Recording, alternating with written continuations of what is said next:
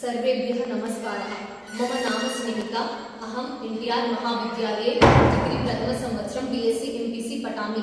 एते मम मित्राणि। We the students from NTR Government Degree College for Women Mahabubnagar feel proud in taking participation in this prestigious program of Jignasa. Under the program of Jignasa, our topic name is Science in Sanskrit. Let us know about aims and objectives of Sanskrit. Sanskrit is not just a language, but it is a treasure house of Indian civilization. The books such as Dhanvantri, Aryabhatta, Sushruta, Varahamihira were concerned field of science in Sanskrit language.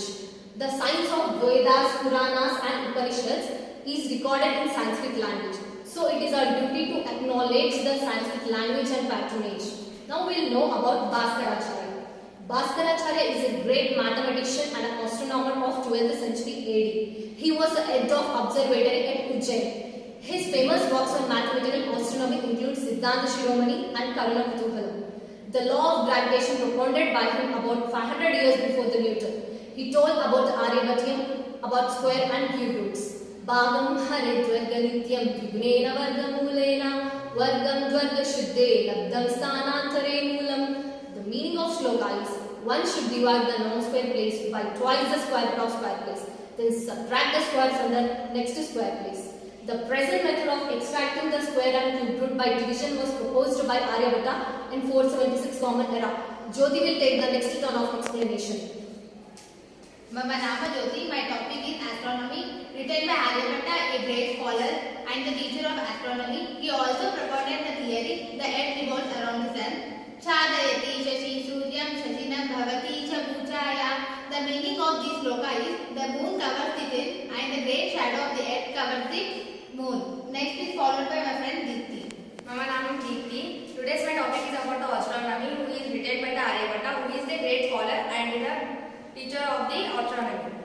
Eneva Vishwam Bhuvanani Tastu Tata Kshatram Paramojascha Jatam. The meaning of the sloka is, the world is due to the sun and the living beings get the energy and the strength from the sun. As the fact is that sun is the source of energy. We the people of India know this from the Vedic period. The next is followed by my friend Sandeep. Mama Nama Sandhya. Now I am going to say about the science in medicine.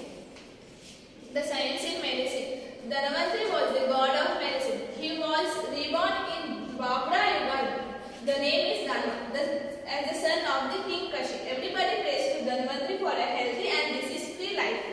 Karasya Uttamule Yadavani Jiva Sakshini Tejashta Yasukam Dukam Geyam Kayasya Panditahi.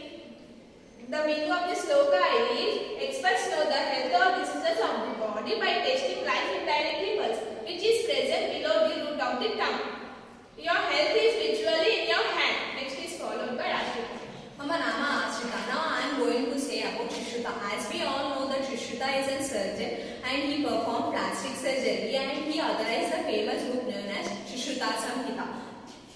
As urged in the science of health and longevity, a surgical instrument he introduced and he developed.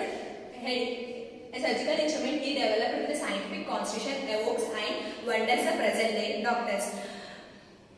Garbhasya Chatvari Chaturbhujani Bhutani Mata Pitrusambhavani Ahara Janyatma Krutani Chaiva Sarvasya Sarvani Bhavanti Dehe. Here the meaning of the sloka is, an embryo has four components and derived from first one is mother and second one is father and the third one is food and fourth one is developed by itself. And the conclusion will be followed by my friend Jyoti. Lastly, I conclude that in today's globalized economy and in the context of the knowledge society, we need Sanskrit more than before to preserve our language, to bridge the ancient and the modern, to unravel the knowledge contained in the ancient text, to protect our